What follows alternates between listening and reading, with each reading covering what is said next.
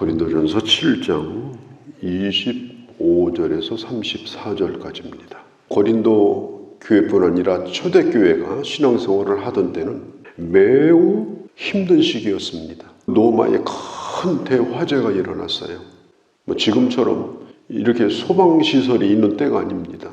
그래서 도시에 불이 나면 도시가 다 불타버리는 이제 그런 시절이었는데 로마가 그냥 시커멓게 변한 거예요. 이런 모든 책임은 일단은 이 왕이 책임이 있는 거예요. 그래서 네로가 이 책임을 면하기 위해서 생각해낸 것이 뭐냐.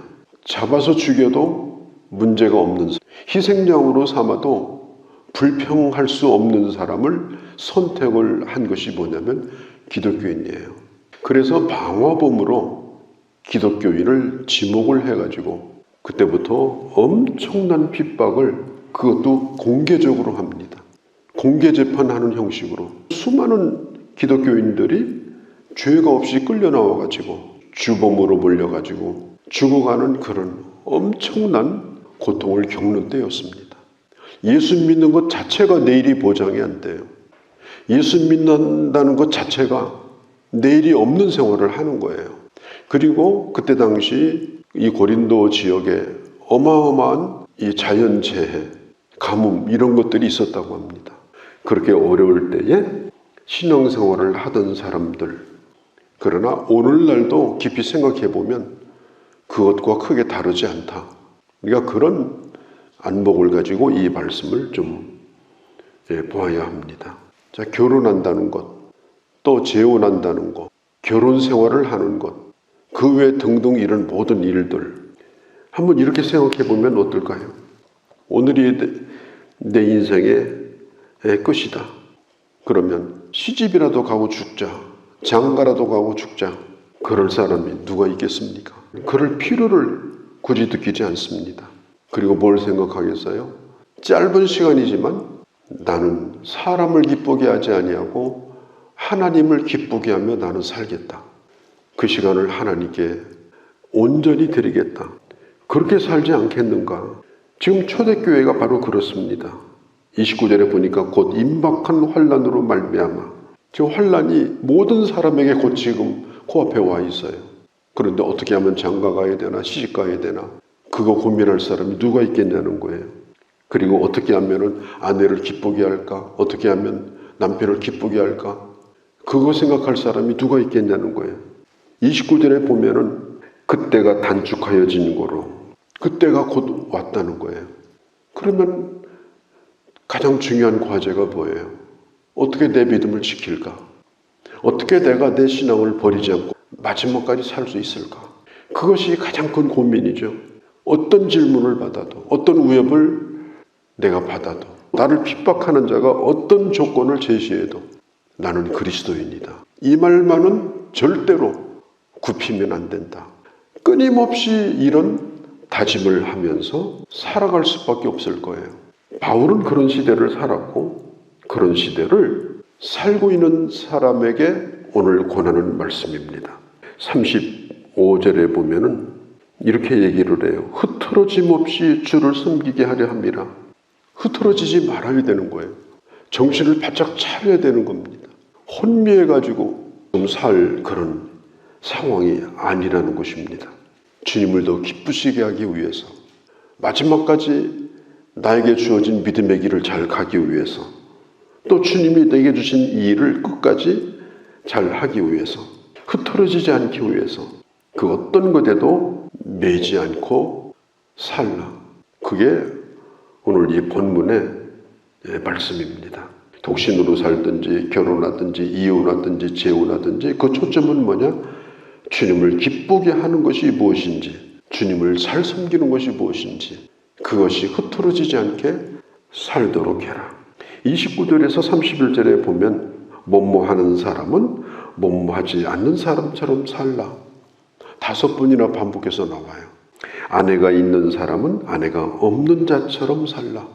우는 사람은 울지 않는 자처럼 살라. 기쁜 사람은 기쁘지 않은 자처럼 살라. 매매하는 자들은 없는 자처럼 살라.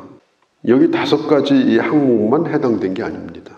모든 삶의 모든 상황, 다시 말해서 돈이 많아요.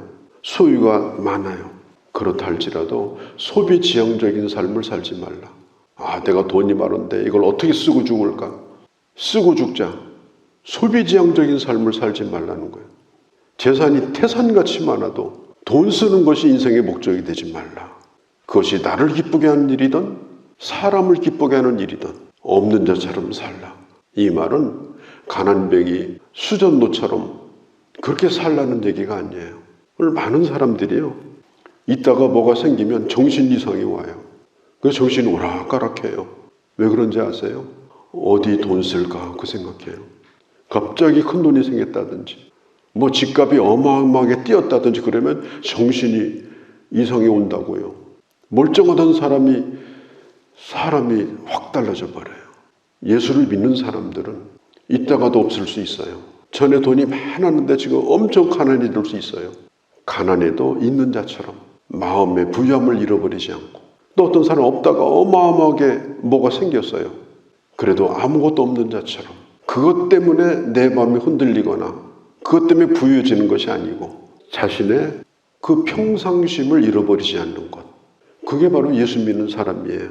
기쁜 자는 기뻐서 그냥 힐쭉대고 그러고 다니지 말라는 거예요. 그 기쁨은 오래 가겠느냐? 오래 가지 않아요. 나중에 기쁜 만큼 울고 다닐 거예요. 슬프다고 하늘이 꺼진 것처럼, 무너진 것처럼 그렇게 하지 말라는 거예요. 슬픔에 잠겨서 살지 말라. 그게 바로 예수 믿는 사람의 삶인 것입니다. 있어도 있는 티가 나지 않고 없어도 없는 티가 나지 않고, 항상 하나님의 사람으로 빛이 나는 사람, 항상 하나님으로 만족한 사람, 항상 주님으로 말미암아 그 중심이 흔들리지 아니하고 변함이 없는 사람. 그래서 있는지 돈이 있는지 돈이 없는지, 무슨 기쁜 일이 생겼는지, 어제 저녁에 부부싸움을 했는지 알 수가 없어요. 그 모든 것 가운데서도 항상 주님의 사람으로 살아가는 사람, 이게 하나님의 사람입니다. 그렇게 평생토록 살아가는 것이 하나님의 사람이에요. 어떤 때는 그러잖아요. 내 안에 풍랑이 치면 주변을 다 풍랑치게 만들어버려요. 내가 기쁘면 상대방이 기뻐 안 해주면 속상해요. 내가 슬프면 상대방 슬퍼 안 해주면 속상해요. 그렇게 하지 말라. 하나님의 사람은 그런 사람이 아닌 것입니다. 없어도 없는 것이 아니고 있어도 있는 것이 아니고, 오늘 바울이 말하고 있는 마지막 때를 살고 있는 하나님의 사람은 바로 그런 사람입니다. 히브리서 11장에 보면은 이런 하나님의 사람을 가르쳐서 세상이 감당할 수 없는 사람이다. 어떤 걸 갖다 줘도 그 마음이 흔들리지 않아요. 어떤 걸 눈앞에 놓아도 그것 때문에 슬퍼하거나 기뻐하지 않아요. 그러니까 그 사람을 흔들 수가 없어요. 세상에 흔드는 것이 뭐예요? 내가 원하는 걸 해주고 내가 원하는 바를 들어주고 사람을 흔드는 방법이지 않습니까? 그런데 그런 것에 흔들리지 않습니다. 그게 세상이 감당할 수 없는 사람이에요. 그래서 별별 걸 가지고 회유하고 협박하지만 결국은 나는 그리스도인이다, 이걸 포기하지 않고 순교의 길을 갔던 사람들, 그들이 바로 세상이 감당할 수 없는 그런 사람이었습니다. 31절에 보면 세상의 외형은 지나갑니다. 다 지나갑니다. 지나가지 않는 건 어떤 것도 없습니다. 한때 바람에 불과한 거예요. 뭐 정치가 어떻고, 뭐 돈이 있고 돈이 없고, 뭐 건강하고 또 뭐 몸이 아프고 다 지나가는 일입니다. 영원히 계속되는 일은 없습니다. 요한일서 2장 15절 16절에 보아도 세상도 정욕도 지나가되 오직 하나님의 뜻을 행하는 사람은 영원히 거하느니라. 모든 것은 지나가되 하나님 안에서 살았던 것만 결국은 남게 되어진다. 사도 바울에게 많은 사람이 물었던 것 같아요. 결혼해야 될까요? 말아야 될까요? 재혼해야 될까요? 말아야 될까요? 또 그 당시 부모에게도 자녀들이 물었던 것 같아요. 아버지, 결혼해야 되나요? 말아야 되나요? 재혼을 해야 되나요? 말아야 되나요? 그런데 성경은 아주 중요한 몇 가지 단어를 반복하고 있습니다. 그것이 뭐냐면 32절에 염려기를 원하노라. 염려하여 33절에 염려하여, 34절에 염려하여, 34절 끝에도 염려하여, 이 염려가 있는 거예요. 항상 마음에 뭐가 걸려 있어요. 뭔가에 매여 있는 거예요. 기쁘시게 하기 위해서. 기쁘게 할까 하되 31절에, 또 33절에 기쁘게 할까, 34절에 기쁘게 할까.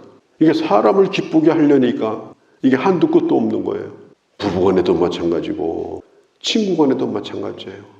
사람을 기쁘게 하려고 거기에 매달려 살면 끊임없이 염려를 하게 돼요. 저 사람이 내가 마음에 안 드는 건가?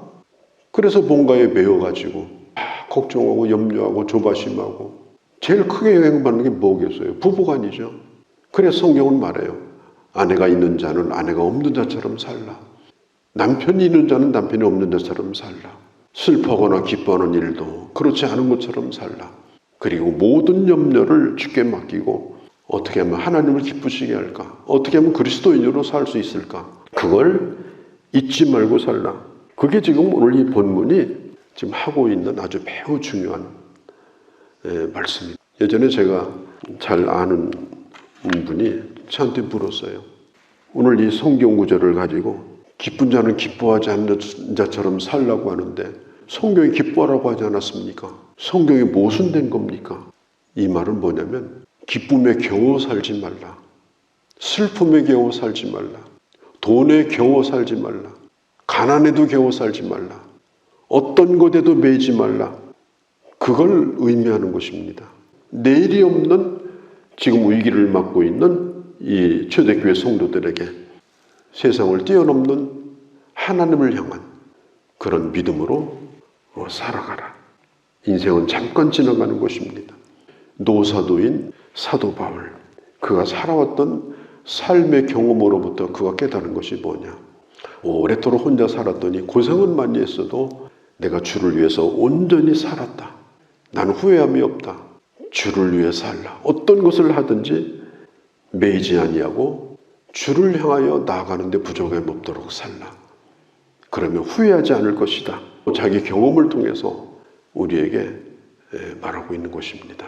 거룩하신 우리 아버지, 오늘 우리가 여러 가지 초대교회 상황과는 좀 다른 핍박도 없고 기근도 없고 또 내 눈앞에 당장 재난도 없는 그런 때를 살고 있지만, 그러나 언젠가 우리 인생의 마지막이 올 것이고 그리고 언젠가 주님이 이 땅에 오시는 위급한 때를 우리도 살고 있다는 사실을 깨닫고, 아버지, 어떤 것에도 매이거나 또한 어떤 염려에도 침몰되어서 살지 않게 하시고 하나님을 기쁘시게 하는 것으로 또 그리스도인으로 어디서든지 살아가기에 부족함이 없는 그런 결단을 하고 하나님의 사람의 길을 잘 걸어가는 그런 저희가 되게 하여 주옵소서.